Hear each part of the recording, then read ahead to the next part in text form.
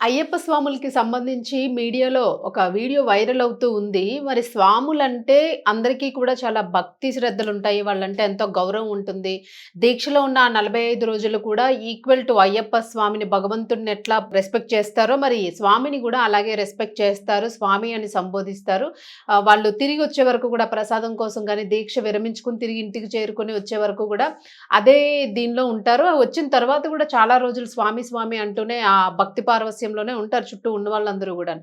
మరి అంత గౌరవం ఉన్న స్వాములు ఎలా బిహేవ్ చేస్తున్నారు అన్నది గూడా కొంత అందరిలో గూడాను ఒక రకమైన ఆరోపణలు వినిపిస్తూ ఉన్నాయి. మరి మాలని ఖచ్చితంగా గౌరవించే స్వాములు ఇలా చేయకుండా ఉంటే బావుంటుంది. మీరు భగవద్ ధ్యానము, భగవద్ దీక్ష తీసుకునేటప్పుడు మీరు ప్రవర్తించే తీరు గూడాను సొసైటీలో కొన్ని రకాల మార్పులను తీసుకొస్తుంది అనేది అర్థం చేసుకొని ప్రవర్తించాలి అని జెప్పేసి ఈ వీడియోకి సంబంధించి కామెంట్స్ అయితే వస్తూ ఉన్నాయి.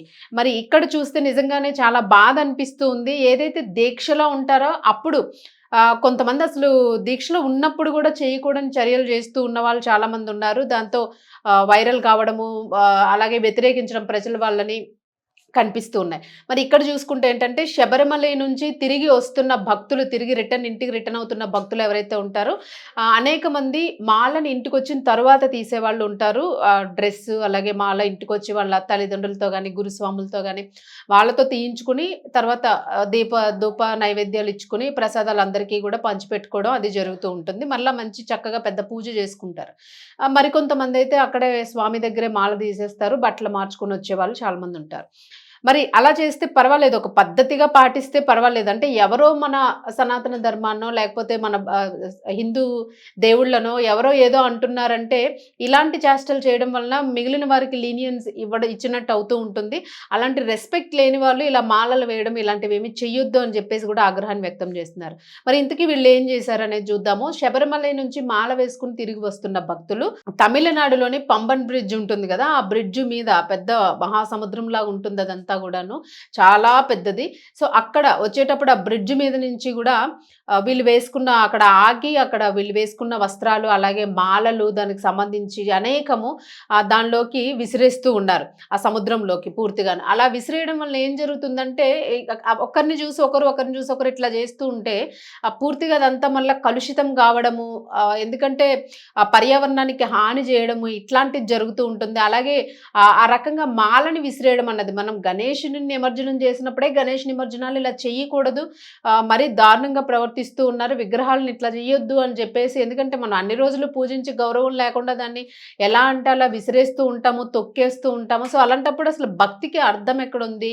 అలాగే భగవంతునికి అర్థం ఎక్కడుంది అనేది ఆగ్రహాన్ని వ్యక్తం చేస్తూ ఉంటారు అందరూ కూడా. సో, ఇది కూడా అలానే ఉంది. ఈ వీడియో అయితే వైరల్ అవుతుంది. మరి మాలలు, వస్త్రాలు వీటన్నింటిని కూడా ఇలా వదిలేయడం వలన, ఇలా విసరడం వలన దాని మీద ఉన్న గౌరవం తగ్గిపోతుంది.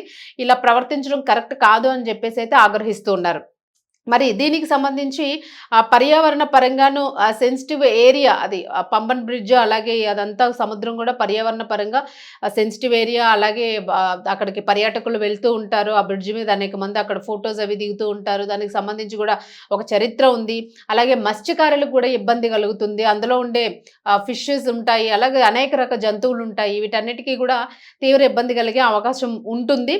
మరి దీనికి సంబంధించి పలువురు అయితే కామెంట్ చేస్తూ ఉన్నారు. ఇది కరెక్ట్ కాదు అని చెప్పేసి దీన్ని అందరూ కూడా ఖండిస్తున్నారు. మరి ఎవరు అసలు వీళ్ళు ఎక్కడి నుంచి వచ్చారు? ఏ రాష్ట్రానికి సంబంధించిన స్వాములు అని అనుకుంటే వీళ్ళు ఆంధ్రప్రదేశ్‌కి సంబంధించిన స్వాములు ఇలా చేశారు. దానికి సంబంధించిన ట్రావెల్ బస్సుని బట్టి వాళ్ళు ఆంధ్రప్రదేశ్ వాళ్ళు అనేసి అయితే ఇక్కడ చెప్తూ ఉన్నారు. తెలుగు భక్తులు అని చెప్పేసి. సో, దయచేసి స్వాములు ఎవరైనా కూడాను మాల వేసేటప్పుడు ఏ మాల అయినా అయ్యప్పలు కానియండి, వెంకటేశ్వర స్వామి మాల గాని, హనుమాన్ మాల గాని ఏ మాల అయినా సరే మీరు మాల వేసేటప్పుడు భగవంతుడిని ఎంత దీక్షగా మీరు ఒక నమ్మకంతో చేస్తారో ఆ నమ్మకము ఇతరులకి పోగొట్టకుండా మీరు బిహేవ్ చేసిన దాన్ని బట్టే వాళ్ళు కూడా తీసుకునే అవకాశం ఉంటుంది. సో, మంచి చేయాలని అనుకున్నప్పుడు మీరు ఆఖరి వరకు కూడా అలా మంచిగానే ఉండండి. మాల అయిపోయి తిరిగి ఇంటికి చేరుకుని ప్రసాదాలు పంచే వరకు దయచేసి దాన్ని మీరు మెయింటైన్ చేయగలిగితే ఇలాంటి అపార్థాలు అనేవి రావు. అలాగే ఇలాంటి వేరే వాళ్ళతో చెప్పించుకునే అవసరం రాదు. ఇప్పుడు మిగిలిన వాళ్ళకి కూడా లీనియన్స్ ఇచ్చినట్టు అవుతుంది.